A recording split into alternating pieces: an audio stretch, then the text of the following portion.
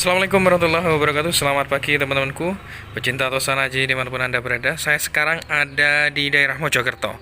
Jadi saya pagi-pagi dari Nganjuk meluncur ke Mojokerto untuk nyambung silaturahmi dengan salah seorang, juga beliau ini dulunya pecinta keris juga teman-teman, sekitar tahun 2015-an 2012. Nah, ada banyak sekali yang ditunjukkan ke saya beberapa kali melihat beberapa kerisnya, ada sekitar 70-an. Nah, ini saya pengennya bincang-bincang dengan beliau, nanya-nanya bagaimana visi misinya, dan juga bagaimana dulu beliau kenapa tertarik dengan keris, dan juga sampai sejauh mana ketika beliau ini mencari keris atau memahari keris ini, motivasinya apa juga. Oke, dengan kita bersama ini dengan Bapak Puspito. Monggo Pak, dalam nama, terus perkenalkan diri jenengan. Iya, saya Pak Puspito, aslinya Ngawi. Asli Ngawi Pak? Asli Ngawi saya. Ngawinya mana Pak? Ngawi Karangjati saya. Karangjati. Kalau orang ngomong Talok Karangjati, mesti orang Talok mesti tahu saya. Sama Mantingan itu? Mantingan itu masih di selatan baratnya Ngawi. Kalau saya Ngawi ujung timur, kalau barat saya Ngawi Madiun. Oke. Nah, saya lulus sekolah ke Surabaya, jadi ngajar di Surabaya dulu mulai tahun 82. Akhirnya saya dapat ngambil perumahan di Mojokerto ini. Akhirnya ya saya tiap hari datang Surabaya Mojokerto. Saya kenal dengan salah satu wali murid di Surabaya yang bapaknya wali murid itu dulu seorang kolektor lama di Surabaya. Setelah itu orang yang meninggal dan anaknya itu enggak ngopeni barang-barang yang termasuk barang antik mereka, termasuk gebyok ya, bagian keris-keris ini. Ketika saya datang ke rumahnya, kunjungan rumahnya, rumah dekat sekolah anaknya, saya melihat ada keris itu kok naruhnya sembarangan gitu. Lalu saya lihat, saya tertarik, ini buatan empu yang patut dihormati, patut dihargai. Artinya bukan berarti kita terus mengandalkan kekuatannya si keris itu nomor yang sekian. Intinya saya hanya betul-betul pengen menyelamatkan, menghargai karya para leluhur, para empu yang perlu kita kenalkan juga pada generasi berikutnya, jangan sampai punah gitu. Awalnya seperti itu ya, ada 2, 3 terus satu akhirnya saya dapat memahari lagi, sambil lagi di rumahnya ada 3, masih satu di sana yang tidak dimaharkan, 2 tombak. Nah, akhirnya dari temannya juga begitu punya, akhirnya ada beberapa yang kira-kira mampu saya mahari pada waktu itu ya, saya mahari satu demi satu. Ada yang dapat langsung dari teman di Madura, ada yang juga dari Ngawi sebagian, ada yang dari Magetan juga begitu, banyak juga sih dari teman-teman Mas Pati Magetan itu. Terus juga sebagian dari Ponorogo tapi ngeposnya di Madiun, sekitar Uteran sana.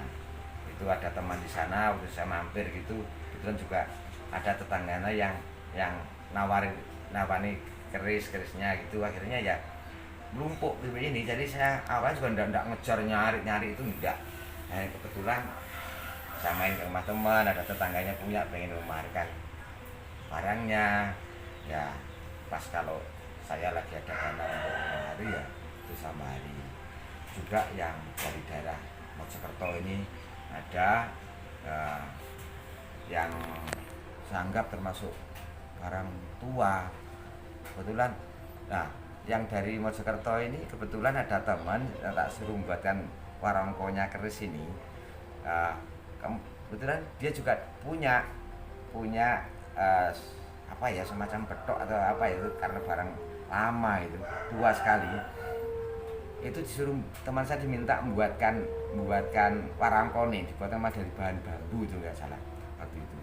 Nah, warangkonya sekarang sudah jadi, warangkonya mau diambil. Kebetulan dia di rumah punya punya usaha air minum galonan itu, waktu pakai tosa, tukangnya ngantarkan pakai tosa, tosanya nabrak jembatan, tosanya rusak, jembatannya runtuh, akhirnya ngijoli untuk, dan tidak punya dana. Akhirnya si pusaka itu wes nggak tak go mulih marana tanggo benahi tosa saya dan ngijoli itu. Jadi hal-hal yang sifatnya tidak sengaja, tidak disengaja ya, semuanya ya.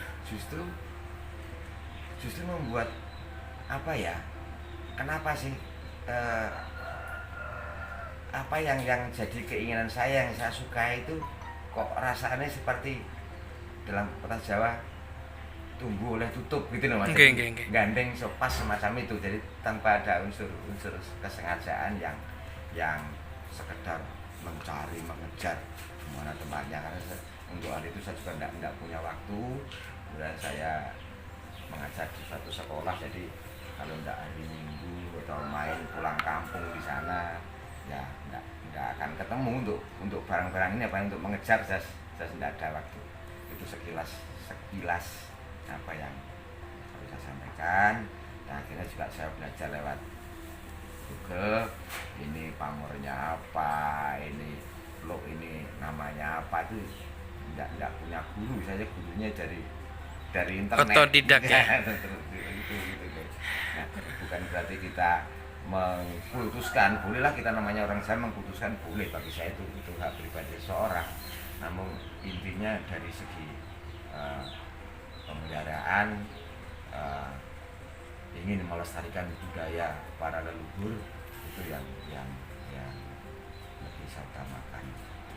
Tapi tetap juga kita sebagai orang Jawa meminyai dalam arti agar tidak berkarat pemeliharaan seperti itu, tetap saya lakukan. Dan bagi teman-teman yang merasa takut, misalnya nggo keris iku pusing ono nang omah diketoki ini, ternyata ini saya sebanyak ini, anak cucu saya masih ada, bayi di rumah juga tidak biasa aja ya, nggak ada gangguan yang seperti